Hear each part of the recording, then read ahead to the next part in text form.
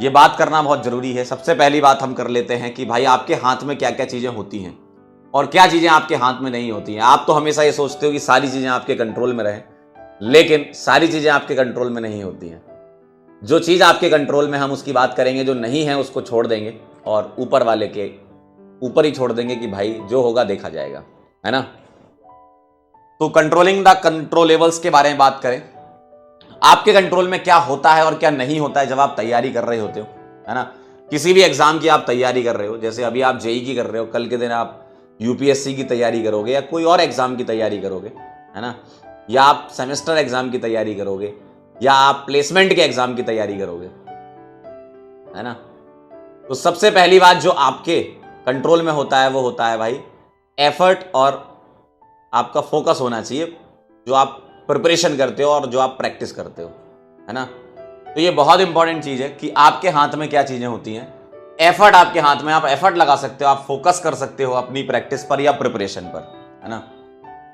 जो आपके हाथ में नहीं है, कॉम्पिटिटर्स के बारे में आप सोच लेते हो सबसे पहले कि सर इतने बच्चे एग्जाम देते हैं, इतने लोग, आपको तो एक ही सीट चाहिए ना, कितने भी बच्चे बैठे उससे आपको मतलब नहीं होना चाहिए, है ना। और प्रिपरेशन आपके हाथ में होती है, एग्जाम का पेपर आपके हाथ में नहीं होता है। एग्जाम का पेपर एग्जामिनर जैसे सेट करेगा वो उसके ऊपर डिपेंड करता है, लेकिन आप उस एग्जाम की प्रिपरेशन कर सकते हो और इस प्रिपरेशन के दौरान आप अपने आप की पर्सनैलिटी को डेवलप करते हो, आप मेहनत करते हो, आपकी सिटिंग होती है बैठने की, आप पढ़ लेते हो, है ना। तो बहुत सारी चीजें आपके हाथ में होती हैं, लेकिन बहुत सारी चीजें नहीं भी होती हैं।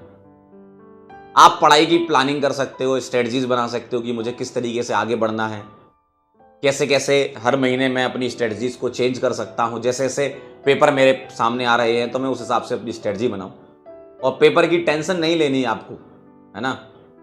जो मोस्ट इंपॉर्टेंट थिंग है वो यही है, क्योंकि आप सभी लोगों को पता है कि अगर कोई इंसान जेई में सिलेक्ट नहीं भी होता है ना, तो भी वो सक्सेसफुल हो जाता है, ठीक है। आपके सामने बहुत ऐसे एग्जाम्पल होंगे, बहुत सारे एग्जाम्पल होंगे। आप अगर कभी शांति से बैठ के सोचो, है ना, आप कभी अगर शांति से बैठ के सोचोगे ना, तो आपको खुद समझ में आ जाएगा कि यार हम तो सिर्फ एक एग्जाम की तैयारी कर रहे हैं। अगर सिलेक्शन नहीं भी होता है ना, तो वो लोग भी जिनका सिलेक्शन नहीं हुआ था, आज की डेट में उन्होंने बड़ी बड़ी कंपनियां खड़ी कर दी हैं, है ना, बहुत अच्छी अच्छी जगह पर हैं, बहुत अच्छी पोस्ट पे काम कर रहे हैं, ठीक है ना। तो आपके हाथ में प्लानिंग है, स्ट्रेटजी है, ये आप बना सकते हो। देखो आपके पास एक काम, आप ये समझ लो आपको एक काम दिया गया है पढ़ने का, इसके अलावा तो कोई और काम नहीं है ना। आपको एक पढ़ने का काम दिया गया है, उसको बस तुम्हें बखूबी निभाना है। रिजल्ट कुछ भी हो, बखूबी निभाना है। और लोगों के ओपिनियन से तुम्हें मतलब नहीं होना चाहिए। लोग तो कुछ भी कहते हैं, सबके बारे में कुछ कहते हैं, है ना। जिस दिन आपने अपने अंदर ये टैलेंट डेवलप कर लिया कि कोई कुछ भी कहे मुझे फर्क नहीं पड़ता, मैं अपना काम करता रहूंगा, और अगर आपने ये सोच लिया तो आपको सच में कोई नहीं हरा सकता भाई।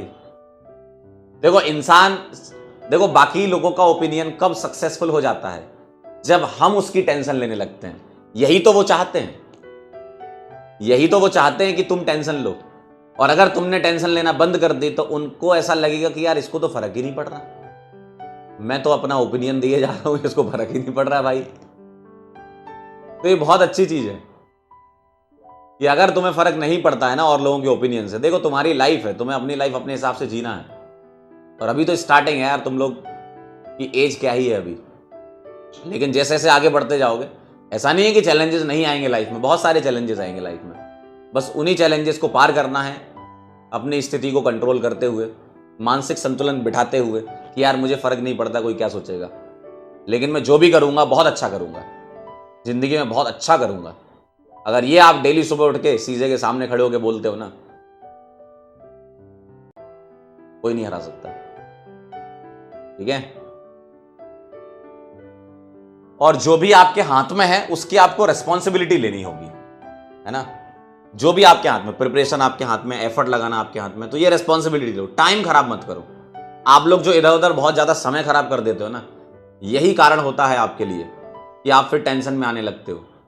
तो समय खराब नहीं करना है, ठीक। और जो आपके हाथ में नहीं है उसको तो भाई साहब ऊपर वाले का आशीर्वाद मान के एक्सेप्ट कर लेना है और उसको जाने देना है, और फ्लेक्सिबल रहना है कि ठीक है, हो गया, जो होना था हो गया, ठीक, तो बहुत ज्यादा आपको चिंता का विषय नहीं है। ठीक है, हम एक एग्जाम की तैयारी करते हैं, हम अपनी तरफ से पूरा एफर्ट मारते हैं, है ना, हम अपनी तरफ से पूरा एफर्ट मारते हैं, यही एफर्ट तो लगाना है आपको। ऊपर वाला भी जब ऊपर से देखे तो उसको लगे कि यार बहुत एफर्ट मार रहा है, इसको कुछ ना कुछ देते हैं। जरूरी नहीं है कि वो तुम्हें आईआईटी दे, वो तुम्हें एनआईटी भी दे सकता है। जरूरी नहीं है कि वो तुम्हें एनआईटी ही दे, वो तुम्हें कुछ अच्छा कॉलेज दे सकता है। जरूरी नहीं है कि वो तुम्हें कॉलेज में ही तुम्हारा टैलेंट देगे, है ना, तुम बिना कॉलेज के भी बहुत अच्छा कर सकते हो। बहुत सारे एग्जाम्पल हैं यार ऐसे, और ये बातें मैं ऐसे हवा में नहीं कर रहा हूं, बहुत एग्जाम्पल, तुम खुद ही देख लो, तुम खुद सोचो, तुम खुद फैसला करो। तुम्हारे आसपास इतने एग्जाम्पल होंगे कि जो बच्चा पढ़ता नहीं था वो आज बहुत अच्छी जगह है, जो बच्चा 12वीं फेल हो गया था वो कलेक्टर बन गया। तो आपके सामने इतने सारे एग्जाम्पल हैं, इसका मतलब आईआईटी सब कुछ तो नहीं है ना। ठीक है, हम प्रयास करेंगे, हमने प्रयास बैच लिया, हम प्रयास करेंगे, एफर्ट लगाएंगे, एफर्ट में कमी नहीं होनी चाहिए आपकी, है ना, एफर्ट में कमी नहीं होनी चाहिए। जिस दिन आपको अपने एफर्ट में कमी लगे तो लगेगा कि यार ये गड़बड़ हो गया मामला, है ना। तो एफर्ट में कोई कमी नहीं, पूरा एफर्ट लगाएंगे, दम लगाएंगे, जो हुआ जो होगा देखा जाएगा।